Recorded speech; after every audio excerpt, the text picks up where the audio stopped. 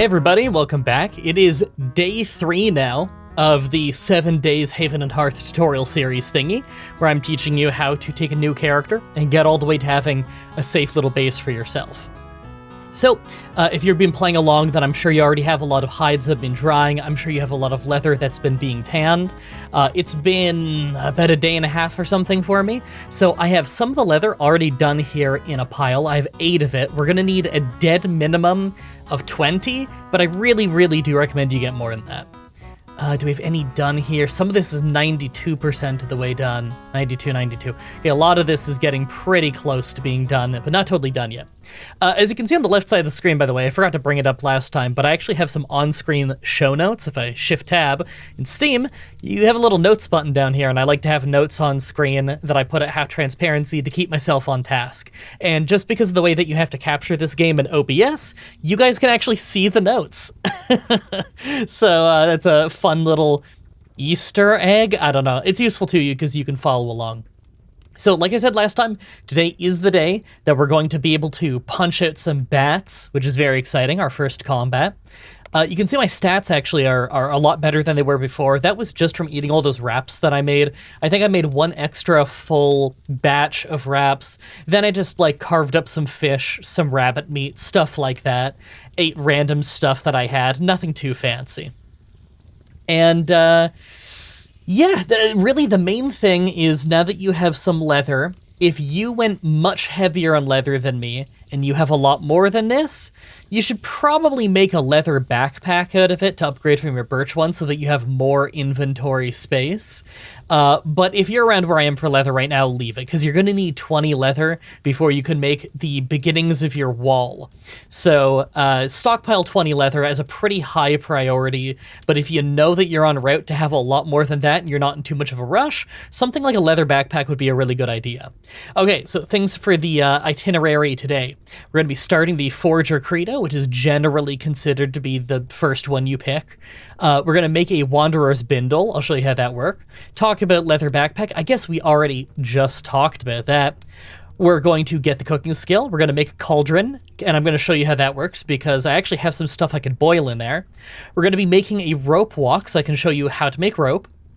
We're going to be making bone glue, very important for both making your wall and your study desk. We're going to actually make the study desk, which is very exciting.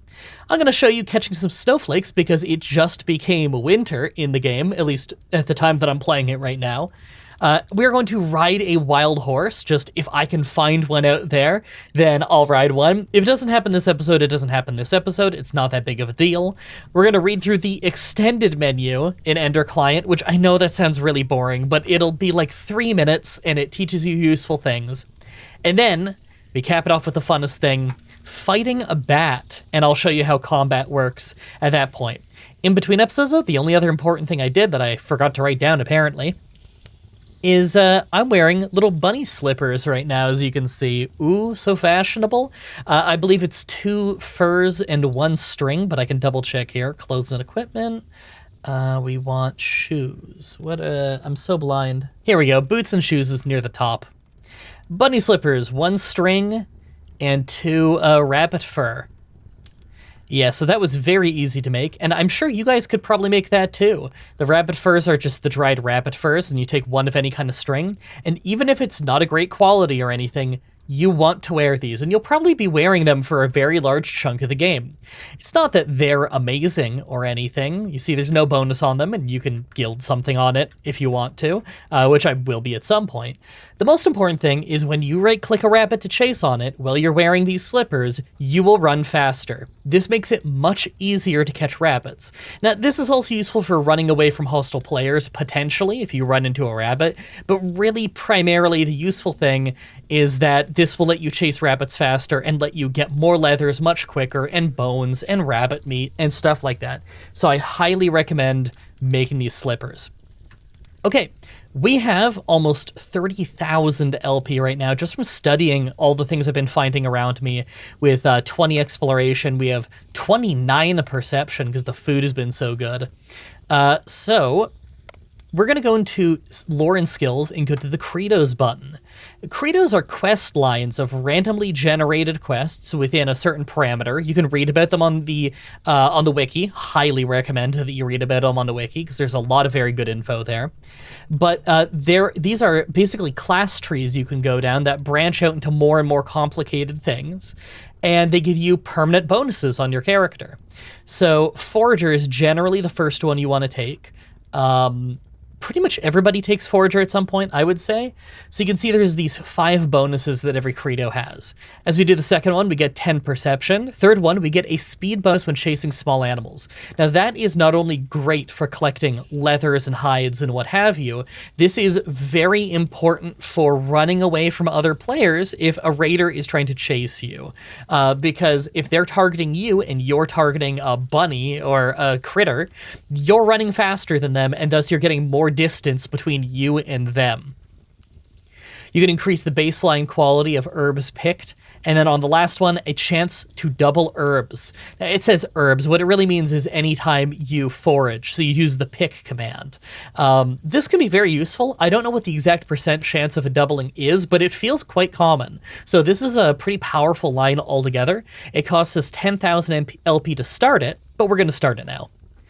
And now we have a quest to catch a rabbit. You can see it's quest 1 of 2, level 1 of 5. So we have to do 1 quest and then the next quest, and that will get us to level 2. And then 2 quests, and that'll get us to level 3. And as we go up the levels, we gain these abilities that we were reading about right here. They'll turn green, and we'll earn them. Now, how many tasks you have in each quest depends on how many credos you've done. The more credos you've done, the more of these quests you have to do, and the more tasks you have in each quest. So they get harder and longer to do as time goes on. You're not going to be breezing through these credos. These are long-term things for long-term great benefits to your character. Do you have to do the credo stuff right now? Absolutely not. You really don't have to do it right now. You can take it at your own pace, but I really do recommend that when you're at this point, when you're making well over 10,000 LP a day, when you're making a good amount of LP and you still have lots left over to pour into other things, like how I want to put 5 into unarmed, so I'm a little bit more prepared for the bats later. If you're making enough LP that you can do little things like that, then yeah, you should probably start your credo. And you can also abandon quests in your credo, by the way. You can see, what do I go to? Quest log, Forager's Path. If I abandon a quest, I think you can only do it once every 24 hours or something like that. Then it essentially refreshes your quest. If you're on like quest 2 of 2, you would go back to quest 1 of 2, so you can lose a little progress, but you never lose a level on the quest here. So if you were on quest 1 out of whatever, on any level, you could abandon it and you're not going to lose any progress. So if you ever get a quest down here, or an objective on your quest down there in the bottom left, that is way above what you're capable of doing, or nowhere near where you are, or you just don't think you can pull it off, don't be afraid to abandon the quest. And even if you get a new bad one, you can abandon the next one next day. It's really not a big deal. Do the quests if you think you can do the quests. Okay, now that we have our Forager's Credo figured out there, we're going to make a Wanderer's Bindle. This is very fun. We're going to do it the old-fashioned way of doing it through here, but I can show you a crafting menu that's a little nicer later. We're going to craft under clothes and equipment. It's probably like accessories. No, that's a really weird random accessories. Vessels, no. Oh, it must be a pack and sack. Yep.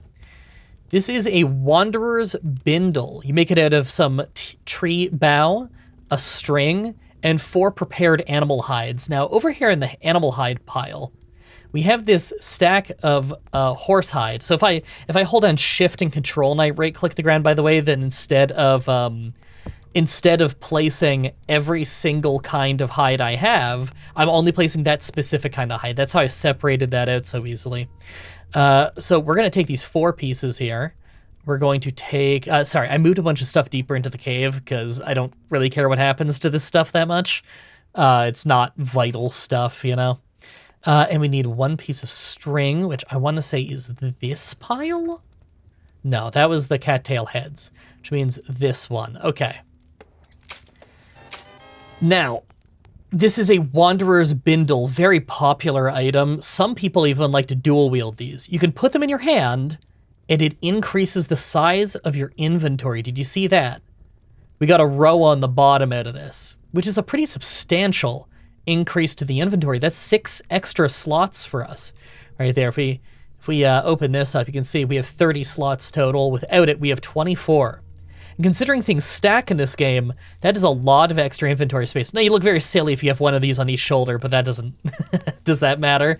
A lot of wanderers will carry multiple bindles. They'll carry like a bindle in each hand. Right now, we still really need our water bucket, so we couldn't really use a tool while we have the bindle on us. But if we wanted to start using more hides, we could be making, where is it? Vessels and liquids. We could be making water flasks out of leather and string, or water skins, which hold a little bit more, out of hide and string. And you can keep these on your belt, you can keep these in your inventory, you can keep these on your pouches. I like to have one on each pouch, personally, because that's just more water capacity that doesn't take up your hands. Can be useful when you're not doing a ton of labor, although it's still never a bad idea to have a bucket around.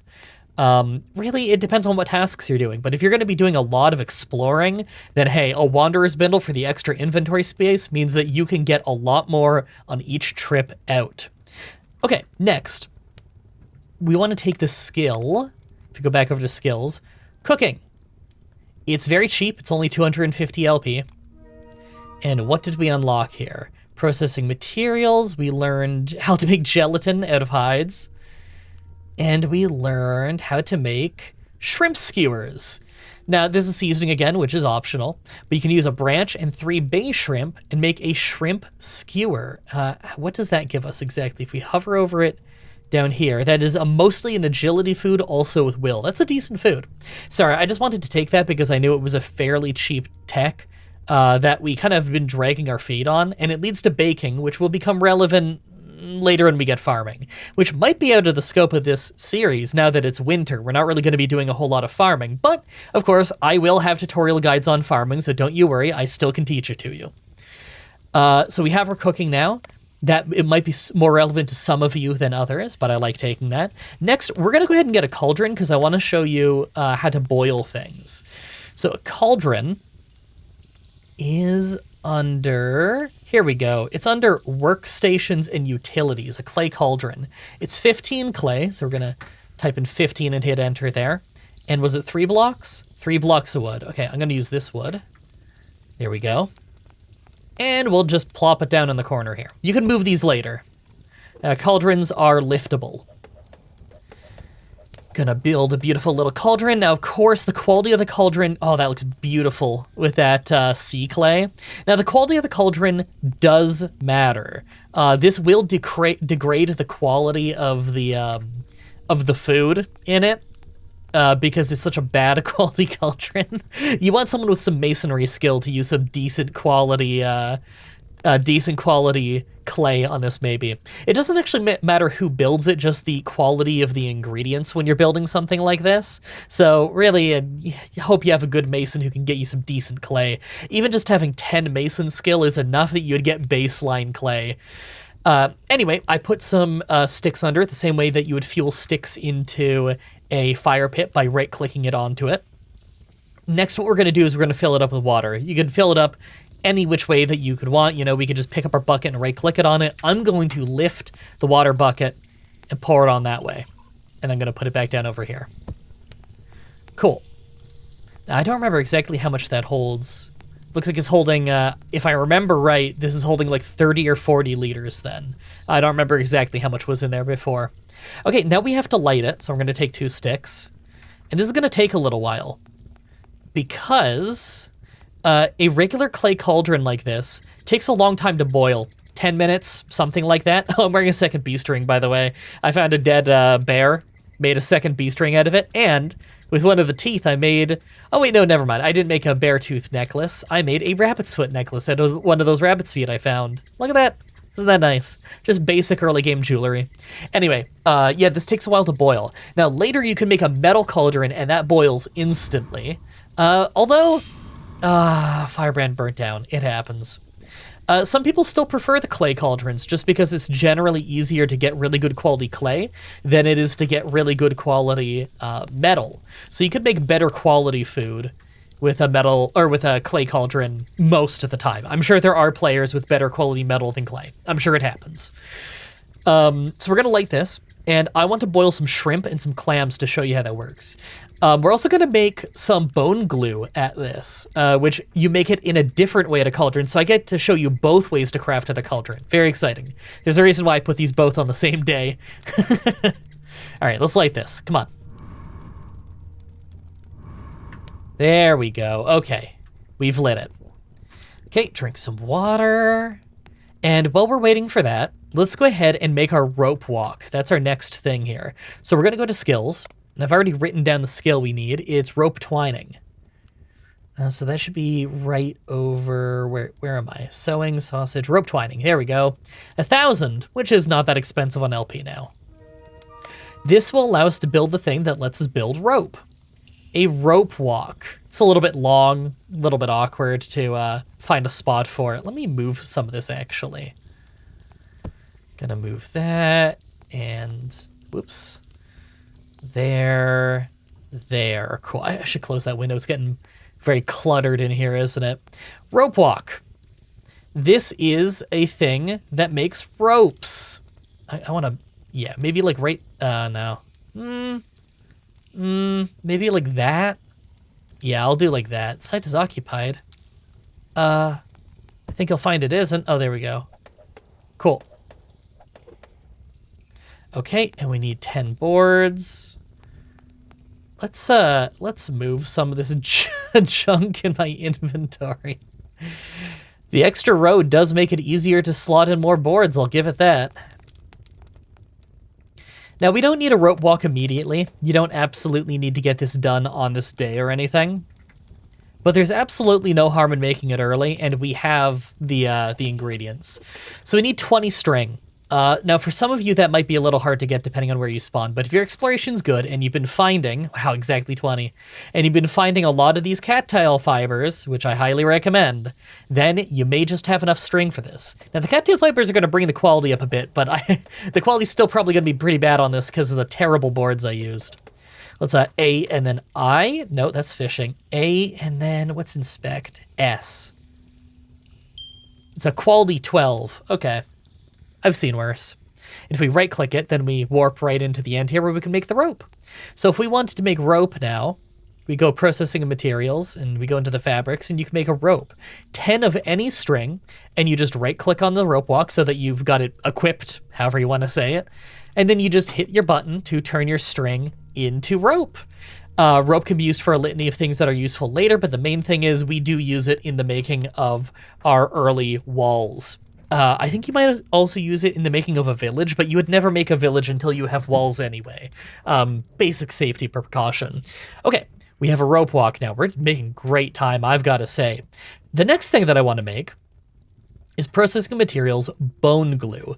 Bone glue is an adhesive we're going to be using for a lot of really good stuff, including our palisade, which is our wall. That requires, I believe it's 2 bone glue, if I'm not wrong, which is 20 bones. It's 10 bones for a bone glue. We also need bone glue for our study desk. I think the study desk takes 10 bones for 1 bone glue, but I'm going to double check here. Should be under furniture, tables. No, not tables. What does it put study desk under, actually? I don't remember. Oh yeah, of course. It probably is under tables, but it's not going to show up because I haven't made the bone glue. What am I thinking? Okay, well, while we wait for that water to boil, we're going to go out and see if we can find, any litany of things. Oh, look at that, winter. Oh, first of all, there's a bunny nearby. Check that out. You can see the big glow around it because of the underclient. Look how fast I'm moving towards it. That's those bunny slippers, man. Now, I might get away because it's in the water. Yeah, and it's going to be really annoying, isn't it? Bunny, just get out of the water where I can chase you. There we go. Oh, there's a snowflake flying by. We want to get those. Hey, look at that. Forager's Path 1 done. Next one is eat portobello, parboiled morels. Ooh, I think I have like 1 morel in this chest somewhere. I may have thrown it out. That's something I have to go find in the forest. And most of the forest is covered in snow, so I'm not going to find it right now. It's a bummer. I could abandon it if I want, but I think I'm going to leave that quest. Okay, so in the winter, different seasons have different forageables, obviously. In the winter, you're often going to see snowflakes fly by. And if you can catch a snowflake by lining up with it, like this, by lining up with it and then sprinting into it, we can catch a snowflake, a whirling snowflake, and would you look at how good this is? Base quality, 10. 7,500 LP. Takes less than a day to study, only 4 mental weight. Early game? That is amazing. Oh, we have another rabbit to catch. Yeah, no, early game, that is amazing. If you're in the winter, hunt these things. God, not even just an early game. They're just amazing. They change direction a lot. It's okay if you don't catch them all. But I really wanted to show you that so that if it's winter when you guys are playing, which many of you might be, you know, many of you may be playing this right when the new world drops. Yeah, catch those. You might also want to stockpile on snow. I know that sounds silly, but yes, you can stockpile on snow. Look at these fruit. Sorry, I need to make more fruit wraps. My satiation on it is almost empty. Get a lot of snow. Stockpile snow even. You can use it for some medical stuff. Okay, let's cut down on what we have here. So we're done that and that and that. We're done that. We're not done the bone glue yet. Catch a snowflake. Wow, we are blowing through these things for today's video. This is great. I don't want them to all be crazy long. The more practical they are, the better. Didn't quite get that one. What a shame. So at this point of the game, I just want to reiterate again, don't stop getting hides. Even if you're like, oh, well, I'm on par to have like 40 or 50 leather. I don't need hides anymore. Nah, you still need hides. You really do need hides because the hides are still good. The leathers are good. You can craft all kinds of great things out of them for a very long time.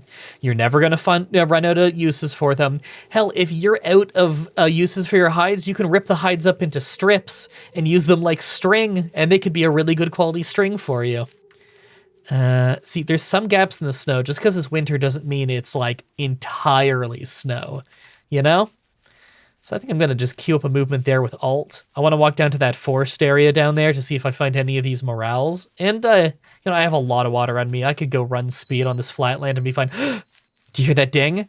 I set up an alert so that I get a ding whenever I see a wild horse. This is perfect. Check this out. So we're going to take one of our clovers and we're going to right-click a horse. And don't click anything. We have to wait until it eats the clover. We'll know it has eaten the clover when it's run into us and we're not holding a clover anymore. Then you can go right-click it and pick Giddy Up, and I'll teach you how that works. Let me just turn off that little pinned thing so that we have a little more screen real estate during this. Now, we can use this horse to go foraging. We can use it to go through a swamp really easy. We could use it for all kinds of things. We could use it for catching animals, catching snowflakes, catching birds even. You don't get the wild horse forever. It's temporary use. But carrying clovers so that you can ride wild horses, it's so wonderful. Highly recommended. There we go. Now we can giddy up. And check it out. In the top left, we have the pony power bar. It's at 100 right now. And you can see we have the 4 speeds like usual. And we are now riding a horse. You can see our regular walking, trotting speed is actually much faster. This is more like our running speed on the ground, but without needing to worry about our stamina. Now, the higher speed you go, the faster he's going to run out of pony power. And you never want to hit 0. Pay very close attention to pony power. Remember, your horse is a vehicle, and so it operates like a boat. You can hold control and you can press left click to get off of your boat. Look at this. Our bunny slippers speed us up even while we're on a horse. Isn't that fun? And we're going to sprint after it. There. Got it so easy. Now, you never want it to run out of pony power. Why? Because it'll buck you off. And when you get bucked off of a horse, you take serious damage. You can get really bad injuries. I've seen people get knocked out from it. Pretty sure you can die from it if your health is bad enough and you get bucked off of a horse. Getting bucked off a horse is really painful, so be careful. There we go. You can catch snowflakes very easily on a horse. This is awesome. Look at these tamed horses that have been left abandoned as this whole base here has fallen apart. Oh, a base I wanted to show you, by the way. Check this out. No, don't walk. I want to drag the map. Here we go. Look at this base. It's completely dilapidated. It is absolutely gargantuan in size, by the way. This might even be bigger than my village. Maybe it's about the same as my village. Huge, huge. And look at this. You see that? This beautiful picture of a fox? They drew that on the map by literally pixel by pixel on the ground, paving it with stone of these colors, with white stone and kind of an orangey red stone and everything. Some very talented artist planned that out, and I would love to know whose base this was so that we can give them credit. Maybe one day if we figure out who it was, we could like credit them in a pinned comment or something on this video. I think that would be really cool, because that is a beautiful design. Really well done. All right, now if you'll excuse me, I'm gonna just hunt a little bit more with this horse while I've got it. What was that ding for? Oh, another wild horse. Yeah, I'm gonna just hunt for a little while, get some good use out of this horse while I still have it.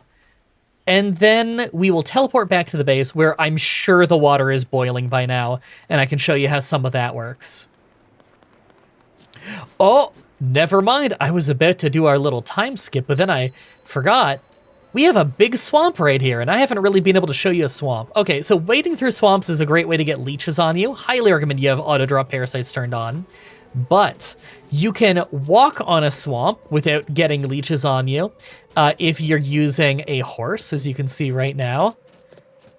You can also have a boat. So I recommend you have some dugouts on the lake or on the swamp so that you can boat your way through these places. There's a lot of unique forageables in here, as well as these cattail heads, which you know are very useful, and they're kind of hard to get in the winter. So, you know, it's nice being able to get them here. By the way, it is shift right click. I think I got that wrong in a video earlier. I don't remember. It is shift right click to group gather things.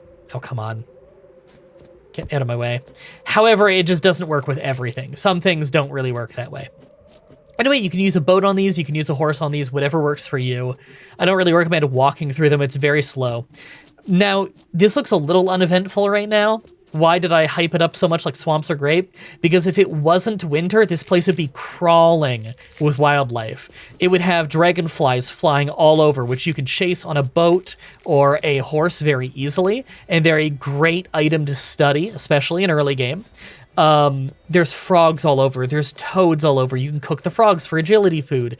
You can collect the toads, because some are like a toad prince, and that's like an item you can study, or frog prince, toad prince, one of the two. You can make frog butter, which is a medical item, although it might give you a frog wart, which you can't get rid of and lowers your charisma, so up to you if you want to have that. Well, okay, there's a way to get rid of it, but it's a very rare medication that you should probably save for better uses. So this is what a swamp's all about. You can also usually find a lot of mirkwood in swamps. Not the most eventful, exciting place in the winter, but it is really important that you know where your local swamps are, because they are a very valuable place for quickly gathering a lot of really good stuff. Our inventory is just about full, though, so I think it's about time we say goodbye to our horse here. We had a good time with them. We'll wave them goodbye. I almost picked the up yours one. Well, we held our bucket of water upside down during that. That was amazing. All right, let's teleport home. Here we go. Look at that. It's boiling. So we're going to open. You know what? No, we got to put some stuff down first. So these are the cattail heads. So I'm going to hold Shift and Control and then right-click that stack, as that only puts away the heads and not all of these other fibers, which do also qualify as the same thing. I'm going to do the same thing with these, because I want those are like the edible bit, and then I want the fibers themselves that are the string in a different category. There we go, and then this will go in, oh, that was full. Okay, I'll put it over here then.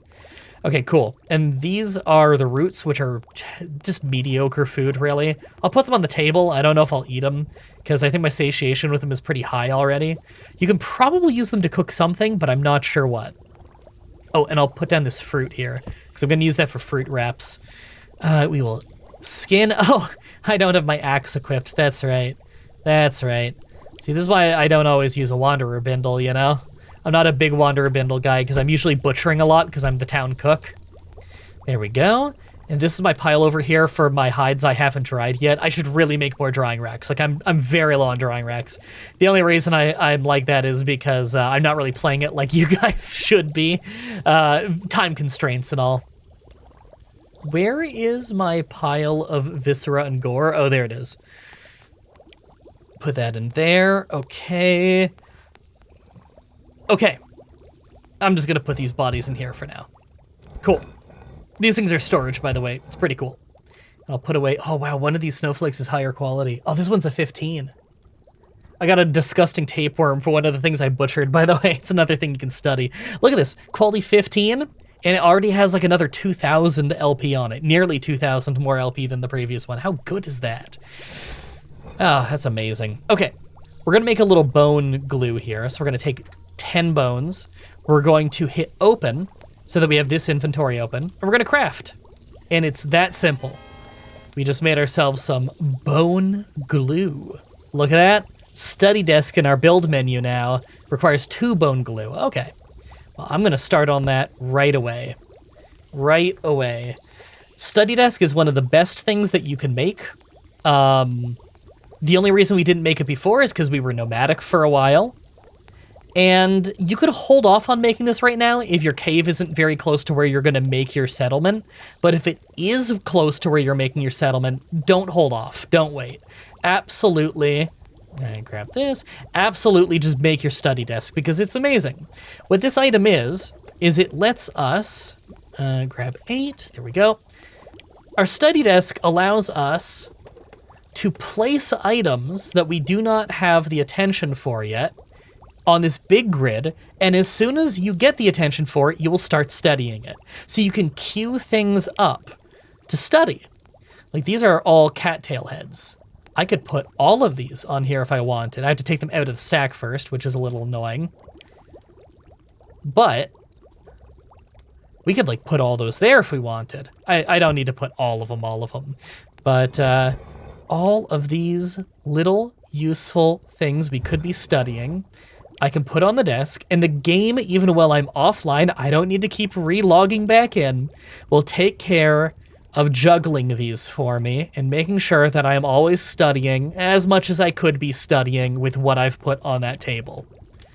And I have so many things built up. I'm not used to having so many things built up because normally I live in a village with other people, and you know I'm splitting all my curiosities with everyone, and I usually like to give away most of the stuff that I find, you know? I'm the town cook.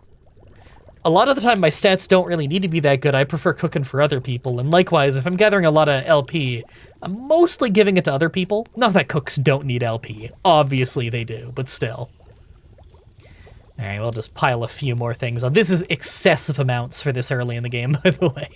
You really don't need to be filling it this much. But there we go. That's a hefty amount of things, and it'll juggle that for me. Look at the spider, he's dancing. You can put these on walls, by the way, as decoration. I should show you that because it's really cool. Check it out. You can do this in your house too. Oh, I can't do it on cave walls? Okay, if I right-click this on a wall in like a burrow or in a house that you own, you can have that on the wall. You can put like shields, tools, axes, whatever on a wall, and hang them from the wall. Looks very cool. But you can. We always in our base like to have a dancing spider on a web in one of our houses. I don't know. It's tradition. It's fun. But you can see him dancing away on there. There's a few things that move like that. Wow, we are making crazy good time, can I say? Okay, we need to find our shrimp. I know that I packed shrimp away in this horrible quagmire of bullshit. Okay, first of all, we have all of these clams. We're gonna start putting these in. Now, river pearl clams, you craft on a fire through cooking it with a recipe. Not any different than how you saw me, handle the, bone glue, where we just open it and we craft it from the little crafting menu down here, right? And that'd be under your food section, maybe seafood, I don't remember, but I haven't found a river pearl clam yet. Those are clams you find in rivers and sometimes lakes. If you find them, absolutely collect them. The oysters themselves, they're okay. But when you boil them, every time you open one, there's a chance you find a pearl, and pearls are very valuable. So you want to collect those anytime you see those. Anyway, these are just regular old, what do they call them, round clams? These are round clams. All you do is you put them in the boiling water cauldron, and they boil pretty quick, actually, and become a decent little food for you. I'm sure there's other foods I could be making under seafood right now that I know about. Clam bakes, I don't really have the stuff for that right now. Nah, I gotta learn more. It's okay. But we got that boiling, and I also have some shrimp that I found. You can find shrimp in the open ocean if you're near the coasts. I don't think you can find shrimp in freshwater, but shrimp also, it's another one of those foods where if you're looking for agility in the early game, shrimp's not a bad one to go for. And if you need food variety, you can boil some shrimp, and then other ones you can make those shrimp skewers, right? I don't think you need to use cooked shrimp for those, which is insane, by the way. Like, do I need to, like, cook these over a fire, maybe? Do not have all the ingredients. Oh, I need some sticks. We'll get some sticks. Need to be using a fire. Okay, that makes sense. So we just roast them all over a fire like this. Cool. And that just made us a few little shrimp skewers. That's a decent agility with a little bit of will. That eats up a lot of shrimp, though. That's 3 shrimp per skewer, whereas boiled shrimp might be a little more efficient, but again, you want food variety. I'm going to put those on the table just so I have them ready to go for later. Okay. These are still boiling away, and I just looked over at my village chat. They're talking about ideas for this video while I'm recording it right now. Even last minute, they're coming up with stuff. I love it. They're saying that I should probably teach you guys how to make a bed on this day, because if I'm teaching you combat today, well, sleeping in a bed rather than just hitting the log out button does help you heal some wounds faster. They make a good point. I don't remember if beds are building or a thing that you can lift after. That's the problem. So I'm just cycling through right now to see what I see. But I want to say it's under furniture here. Here we go, beds. We can do a thatched bed. That's just bough, right? I don't think I have enough, though. Okay, I'm going to have to collect some. But bed is literally just where you can right-click to log out. So we're going to go grab some real quick. Here we go. Okay, we have our 6 bough. I can just, I don't know, here. Fine. Where do I actually want it? By the bed in the corner here. That'll work. Did I say by the bed? I mean by the table. Okay, and you can just right-click in and you can hit sleep. There isn't ownership of beds as far as I can remember. You could use any bed, you know? So that's just another way of logging out. It gets rid of some of your travel wariness, which is your cap on fast traveling, which it's an incredibly lenient cap, by the way. Okay, these are half-boiled now. Okay, nope, they still need more time. Okay, we've done bone glue, we did cauldron, and we did study desk. Wow, we are so close to fighting a bat. Now, I saw people in the chat were saying now's not a bad time to teach that you can make a sling and that it wouldn't be a bad idea to carry around. I think I need another skill for sling, though, if I'm not wrong. I'm just going to double check on the wiki right now. Yeah, I need archery. Now, I do believe we can get that right now. Here we go, archery, it's 1,000. I'll take that. Now, that also unlocks bows and arrows, of course, but until you have a bunch of marksmanship, I really do recommend you just have a sling. It doesn't really require much skill, and it's just good for fighting really weak early game, you know? So we're going to take 2 of our hides here, because it doesn't even use leather, it uses hides. And we're going to take some string. We have enough over here, yeah? Yeah. And we have a sling. Check it out. You can put it in your hand. You can easily store this away on a belt or something. In fact, if you have leather, if you have a lot of leather, you can make a poor man's belt, I think it's called, which is a better belt than what I've got right now. So you can have a little bit more space on the belt for putting more tools, which is not a bad idea. We're going to want to hotkey our shoot command, aren't we? What is that under? Oh, here it is. Shoot's like all the way down there. Cool. I'm going to put that as like the 1 button for now. But we have no stone yet. So a nice thing about the shoot command with a sling is unlike an arrow or a bow where you have to make a bunch of arrows rather, easy for me to say. You just need stone, and you can find stone all over the place. We can chip it all over. In fact, we're chipping extra slow right now because I'm not using my my stone axe. We'll just drink a little bit of water here. I just want to show you how this works. Okay, so we have our shoot button. We can hit our shoot button to... Oh, no stone. You have no stone to shoot. I think I may have stone, game. I think I may have stone. Is this not a valid stone to shoot? Allegedly not. Ah, I see what the problem is. This is so dumb. Sorry, I don't use slings. I always liked using arrows instead.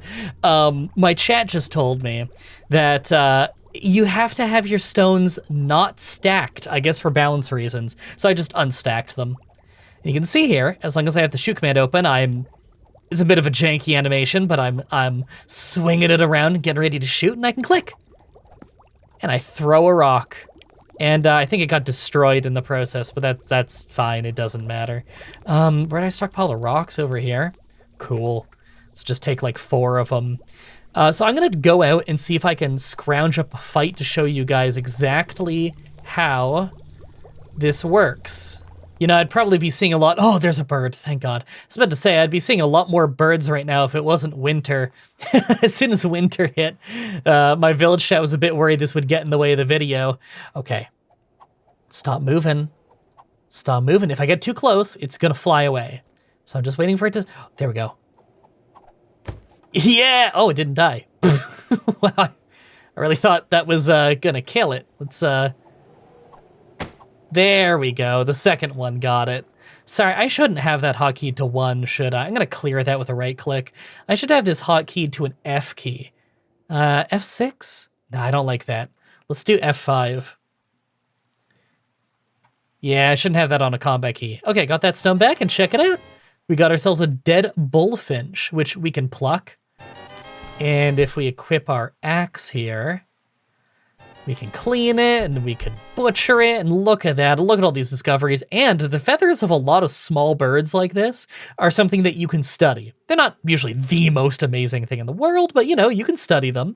And you look at all these new things we've unlocked. So beautiful, leather purse, woodsman's token. A lot of these things are just because we got bone glue unlocked. Bone glue really does unlock a lot. Yeah, woodland cuirass, which is a very early armor we could be making out of wood. Hurts your agility, but it is a decent little armor just for if you need some protection. Oh, I need these fruit. Yeah, I'm gonna get these fruit while I'm out here. Okay, and I'm gonna go back to the bindle because we have stuff to collect. Hey, you think those clams are done? No, I think those clams are probably done by now. Oh, look at that. Boiled round clams, dexterity and agility. That's a new food for us. And I want to dump in the shrimp slowly and shittily because the stacking system is a little bit cumbersome in this game. There we go. Got a whole row of shrimp in. I think shrimp cook a lot faster than clams if I remember right. We have so much random stuff here. Okay, I'm gonna throw these on the table. Beautiful. And I'm gonna stack more of these fruits so I can make wraps out of them later. Okay, all we have left is fight a bat and read through the extended menu. Now, for the sake of showing you how some wounds work, I'm straight up not going to wear any armor in the bat fight. I think it'll be more interesting that way because I really want to show you how these wounds work. All right, do we have any bats over here? Okay, do we have any bats over here that are alone? Let's see. We're gonna start wandering through the cave, and hopefully we can find a bat that's alone. Now, we're not gonna need any weapons for this, we're just using unarmed. I really don't wanna fight multiple bats at once, but once we have dried some bat hide, we can make a bat cape, and bat capes make it so that bats will never aggro on you until you attack. And that'll make it much safer to hunt bats because they sometimes spawn in groups. You see, up there, top left, there's 2 bats that spawn next to each other. Now I can pull them away from the group by using the attack command, which by default is T. I can attack command, click one of them, and then draw it away. And I'm gonna show you how I do this. So, first what we're gonna do is go into our martial arts and combat schools. There's a few things that we want to equip here. The first thing we're gonna do is 2 levels of punch, or just as many levels of punch as you have. There's no reason not to do all of them. You can also put in left hook, you can put in all your quick dodge, you can put in all your sidestep, and your jump. You can also put in chin up, which is just your basic default defense as a unarmed character.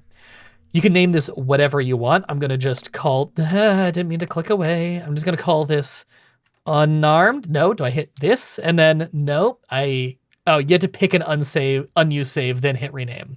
You call that unarmed. This is save. You have to save it or else it doesn't equip when you're in a fight.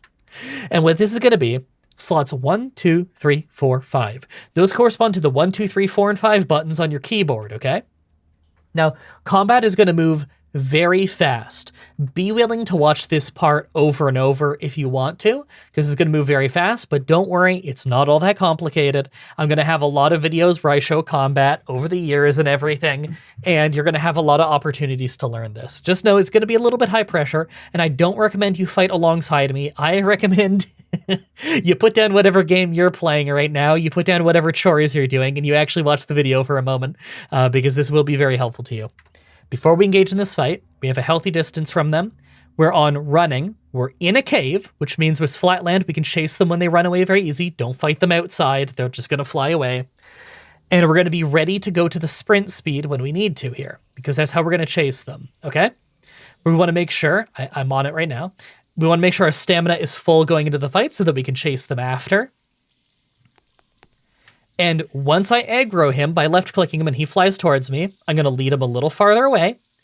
And then I'm going to turn around so that his back is facing away from that bat. Because when a creature starts running away from you, it turns 180 degrees and starts running and bouncing off walls.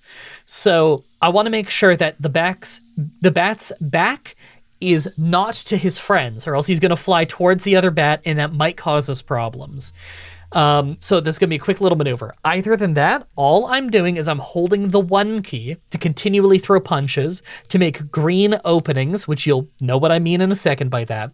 And I'm going to occasionally deal with the openings he puts on me. I do not recommend you do this until your strength is at least 20, your agility is at least 20, and your unarmed is at least 20. If you want to do more of any of these stats, good. I recommend it. I'm even going to put an extra couple points in unarmed combat just to make this a little bit easier on us. Okay, let's hope I don't get mauled too bad. Here we go. We're going to just lead him away. This is not a very fast bat. We're going to move around here, and now I'm holding 1. His bar is on the right. He has 25, now 36 green, now 44 green. We have a timer in the middle of when we're hitting our next move. Now his green on me is getting big, so I'm using 3, which is my quick dodge to lower his green opening on me. And then I'm going back to throwing some punches. And you can see he's getting damage icons. The red numbers are soft damage. The lighter yellow number you see on me is hard damage. I'll explain it after the fight in greater detail, but that red soft damage is what's getting us closer to killing him. There we go, he's running. They usually run around 80, and that last punch just killed him. Apparently we had a quest to kill a bat, I didn't even know that. And now, this poor little bat on the ground, we grab the body. That was great. That went really, really clean, and now I need to let a cat out of the room. And the cat is out of the room. Quality 30 dead bat, which means it was probably higher than that, and we're just at our cap. That, maybe I gotta up my my survival a little more. These might be some great quality bats. I want to say the highest quality a bat can be is 35, but I could be wrong. Now, bats are loaded with great stuff, and you're going to want to fight a lot of these bats because every time you kill an animal that fights back, there's a chance you'll learn a new move in combat. You want to farm these moves. Okay, we're going to go into our health and wounds. You can see we have bruises, we have knickknacks, deep worm, somewhere deep inside the dark unseen bowels of your being, a mighty presence, a hunger, oh no. Known treatment, clay jar. Oh, I think that means I need to expel the worm. I've actually never had a deep worm. I guess I probably ate bad food or something. Well, I guess we're gonna have to make a clay jar, aren't we? You know what, this is a great time to teach you this. This is in your extended menu here. It's called craft well, this is craft list. Yeah, no, I want craft window, which is this. This is what I like. I hotkey it to F10 personally. I quite like this menu. It's just a cleaner menu for favoriting things and crafting things. We want pots and pottery and clay jar, which is 3 pieces of clay. Okay, we're gonna have to make that in a bit. I'm gonna close that and then open it up there so we don't forget about it. These knickknacks, these will heal on their own. Bruise, he will probably heal on its own. Punch sore will heal on its own. Cool, but it also shows the treatment. These all heal on their own. It is temporary max health damage. You can see up there. Our max health should be 118, instead is 114, and our current health is 105. Okay, we're ready to fight another bat then. I think that went great. We don't even need to like maneuver in any special way here. Now, how fast this countdown in the middle goes depends on what moves you do. It also depends on your agility versus their agility. So being significantly faster than your opponent is a huge advantage, especially in PvE combat like this. It's really important that you have high agility. It may be the most important combat stat, although there's probably a debate for Constitution. And of course, strength has its value too. Everything's important. Now you can see, I didn't mean to throw a left-handed hook there, but that was a blue opening I gave him. I actually need to lower my yellow and green openings a little bit, but I don't want to be too defensive because he's just laying hits in. And if I land a couple more hits, yeah, he starts running away. And if he's running away, he's not fighting back. We just got a feigned dodge added to our combat deck, which is a move I could equip if I wanted to. I don't think I want to, though. It's a defense, feigned dodge. It's got a long cooldown. It reduces 15 of green. It says striking, but really, striking, sweeping, backhanded, they don't mean anything. It's the colors. People only refer to these by the colors. So a feigned dodge is slower and reduces less than a quick dodge, but for every opening reduced by feigned dodge, twice this amount is given to the opponent. So I'm opening green on them if I'm removing my green with a feigned dodge. It's cool, but I would rather just quick dodge right now. I'm keeping it simple. You can keep it very simple when it comes to bat hunting. We're going to make a clay jar real quick, because I think we need to get this thing out of our system. So we're going to go ahead and do 3 clay. We're going to make a jar out of it. May use a potter's wheel for better results. We don't have a potter's wheel, but they're not hard to make. This doesn't matter. We're not going to get better results. Like, we're level 1 skill using level 1 skill stuff, you know? Obviously, there isn't anything we can do to improve that. Okay. I'm going to put, I think it's just 10 sticks would be plenty in here. Cool. And then we're going to light a fire in here, and it shouldn't take too super long, less than an hour to fire this. I'm assuming you just poop in the pot. I'm assuming that's what the treatment is. I'm assuming I use the pot on myself in some way to get rid of it. Sorry, I've never had a deep worm before. If I end up being wrong about how to treat it, then I'll write in text on screen how you're supposed to treat it. If there's no text on screen, I got it right. There we go. Hopefully, this will solve our problem. All right, now while we're waiting, I think it's time we butcher some bats. Now, first of all, when you clean the bat, not only do you get the cleaned bat body and the hide, you also get the bat wings. You get 1 wing per bat. I think it's always 1 wing per bat, but it's a very quick, very lucrative item to study, as you can see there. You can also make cool stuff out of it, but we can't until we've dried these bat hides. You can use the wings and the hides and I think string as an extra thing. And you can make a bat cape out of it, which takes up your back slot. A different one from your backpack, thankfully. And I very highly recommend you make a bat cape early in the game. Why? Because not only is it a bit of armor that you can remake if it breaks pretty easily, but also, like I said before, bats will not automatically aggro to you. Bats don't always aggro when you walk past them. Sometimes they're peaceful, but sometimes they do aggro, and sometimes they aggro very randomly. If you're going to be cave exploring a lot, which you should, if you're going to be cave exploring a lot, then at least until bats are completely trivial to you, a bat cape is a great idea. Ooh, these shrimp must be done, right? Yeah. Look at all these boiled shrimp. Delicious. I have some shrimp in my freezer right now. Maybe I gotta make some shrimp fried rice tomorrow. That would be delicious. Look at them. More agility, more will. You can see it's only slightly worse than the shrimp skewer. Now, mind you, this is a quality difference. That's part of it. I really tanked the quality on some of these.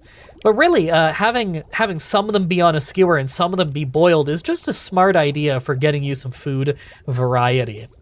Now we're gonna clean these some more.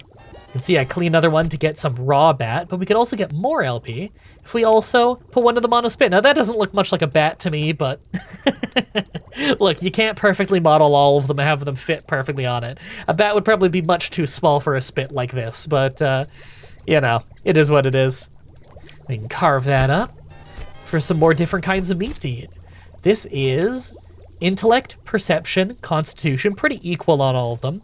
And if we instead wanted to just roast some meat, I said if we instead wanted to just roast the meat, thank you, game,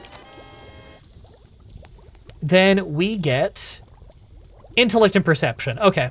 It just doesn't have the constitution on it. And of course, you got more meat out of the spit, but you didn't get a bone. So there's a trade-off there. And you'll have to assess that on your own on how useful that is to you and how you want to handle that. But we've handled basically everything in the video right now. If I take a look at this again, the only thing we haven't done is the extended menu. So we're going to go through it really quick, and then we're going to celebrate the end of the episode by having a big meal and seeing just how many stat points do we get. Okay, first thing we have is automation. Now, there's a few things in here that you may find useful. You know, mount the closest domestic horse, auto-pick stuff, which can be customized. Refill drinks is one I highly recommend you put on your hotbar, because this lets you fill all of your drinks with a nearby water bucket or something. There's ones for fueling ovens with branches and smelters and whatever. Those are good if you're very much automating crafting around the village. Not really useful to any of you watching this right now, but aggro closest non-player to cursor and aggro closest player to cursor, things like these can be useful. Aggro closest non-player to cursor can be a useful alternative to the regular attack button for starting a fight, because it's not always easy to click on the target, especially if it's running after your friend. Whereas aggro closest non-player cursor to target allows you to miss by a little bit and still target the right thing. There's equip if you wanted to quickly switch between a bow, a spear, or a sword and shield. You can have those hotkeyed. You can turn some toggles on and off here, like hide trees, which I like to have. I like to have that hotkeyed. Hide trees, because when you're running away from people trying to kill you through a forest and there's all these trees and you can't see through them, look at that. All you see is a little pink square of where the base is that you can't walk through. It's not cluttered all of a sudden. This is not the greatest example because I'm not in a forest right now, but in a forest, very useful. You can also turn on and off flavor objects very easily from here. All kinds of useful stuff. Action list. It's literally a list of every action in the game. You could just search an action. If you couldn't find it through the menus, or you're sick of looking at it through the menus, you could just find it there. Alchemy. This is a list of all things alchemy that are known, tested, and untested. This is way beyond the scope of the video, and really beyond my skill level when it comes to this game. Alchemy was added during the years where I wasn't playing as much, and I haven't touched it much. So I don't want to go teaching you any alchemy until I confer with my village, with my villagers in my community, because I know that those dudes have messed around with alchemy, and they could probably teach me a lot to teach you. Build list, as you can imagine, it's a list of all the buildings so that you can just search them and build them through that. Clear all damage is so that if you have persistent damage numbers on you after a fight to remind you of how hurt you got, you can clear them manually. Clear player damage, self-explanatory. Craft list, same thing. It's just you type in a crafting recipe and boom, it tells you how to make it and you can open it easily. Crafting extended, this is the craft window that I showed you early. Inspect. This is inspect mode, will show tooltip under the resource name, yes. You can hover over things and it'll tell you like the file names of it. This can actually be useful because you can see the names of things from a distance to see like what kinds of trees things are, what kind of rocks things are. I think you can probably use this in some kind of PvP way as well, but I'm not sure. Quest Helper is kind of cool. Check this out. Quest Helper here lets you check all of your quests that you have to do by task rather than by quest. Instead of having to swap between the quests, you can just see every single task in a list. And if you wanted, you could click any of them and it will switch your quest to that one. So it's super quick and easy to keep track of every single quest thing that you currently have to do. Last, we have timers. This is for literally just setting up little timers to remind you to do things in the game. It's honestly very useful if you're crafting around the base. I like to set timers for like when cooking things are going to be done. I think it's like 18 minutes to cook fish wraps or something. It's something like 18 minutes. I timed it out once. And then I would use timers to remind myself every time I need to come back in and check that those are ready so that I can take the old ones, put them on a table for people to eat, and then put the new ones on the fire. Last, we have track object. This is mostly, I believe, used as a PvP thing. People will like track a player or track an object or like track a horse the player's on, something like that. And I could just track that and like I'll follow and it'll let me know my position from it. See? I don't know how long it lasts. I don't know all the details on it. That's not really the kind of thing that I use. But yeah, that's something you can do. You can track stuff that way. Guys, I think that's basically the end of this episode. I have a deep worm that needs to get way out of my body. But the next episode, everybody, is going to be pretty exciting. Why? Because on the next episode, not only are we going to find our location that we want to make our little walled off little base, we're actually going to start making it. You heard me right. The next episode, we're going to make a personal claim. We're going to do some paving and some landscaping. We're going to build a wall, our first ever wall. We're going to make the bone glue. We're going to make the rope. We're going to cut an unbelievable amount of trees. I already have this beautiful little practical small design that's useful for both hermits and for groups of small groups of players, of friends, that my buddy Cellites, one of the members of our village, who designed all of our incredibly beautiful villages that we've made. He designed this. He threw it together real quick in Paint earlier today, and you're going to be seeing it next week when I try my absolute best to bumble my way through his design and do it a little bit of justice in what should be a beautiful, small, easy to protect, practical, and easy to defend settlement. How exciting is that? Now, it's not going to be safe tomorrow. Tomorrow is when we're going to put down the claims and we're going to put down the wall. It's not going to be safe until about 24 hours after that. But tomorrow, we're going to have to do a whole lot of labor. So I hope that you've been paying close attention. I hope that you've been enjoying the series, and I hope you've been learning a lot. All right. Are we ready to see just how much skill we get? Let's have our menus open here. Here we go.